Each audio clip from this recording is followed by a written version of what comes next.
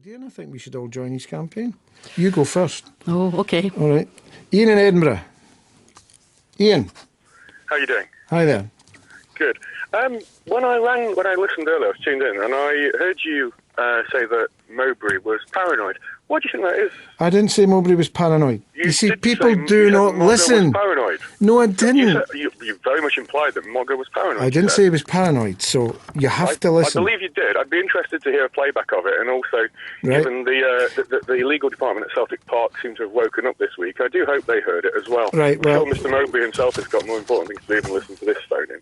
Well, you clearly don't. You clearly don't have. I've just had an afternoon shopping, and I'm calling back, going into Tesco's, and I managed to catch my attention because, like I said, I heard you imply that Mr. Mowbray was paranoid, which I would have thought constitutes libel, but I don't know. Well, you'll be a top lawyer. I said maybe then Tony Mowbray would stop moping about like a man who thinks the world is against him. Is there an agenda? Does sound like you implied that he's paranoid. Is there an agenda, I said?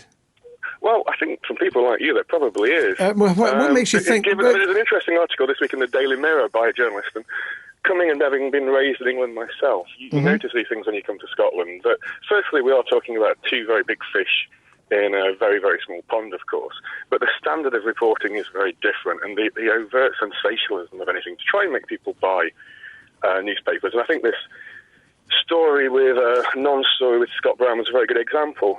No, you don't know that to be. You don't know. Now hold on. You don't know that.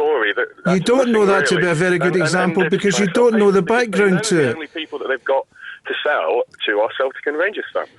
Ian, you do not know the background to the story. It's quite a good one, really, because really the two big fish, the sharks, being followed around by the smaller clubs, but we all know who the pond life is, and that's the journalists in here that are up here. They're absolutely awful. Right, Ian. Okay, I'm allowing you to say that. I'm allowing you to say that. Can I speak now? Yeah, please. Just from an external perspective, I've lived here 4 years, and I think I thought you were going to allow me to speak. Awful. I thought you were going to allow me to speak.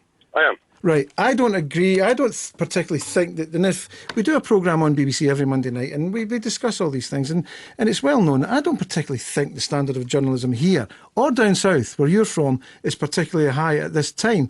I think, like every other industry, including football and clearly banking that we were talking about a second ago, is in decline. I don't think standards. Hold on. I don't think standards are as good. But don't dare come on here and try to chastise me about a story you have no knowledge about. You don't know the background to it. You don't know who said what. And don't accuse anyone of making things up unless you know for a fact. So, Ian, take your paranoia. Take your paranoia and. It does sound like this. Well, okay then, Ian. Have they taken legal action? No, they haven't. They said we are considering. They have not. I think they should do a bit more. Because, hold on. They have considered. There's a clique. They have considered, and they are not taking legal action. Ian, take your paranoia. Take your paranoia. Waiting for tidbits. Take your paranoia. That's not the way it. That's not the way it happens. You spend a lot of time cultivating contacts.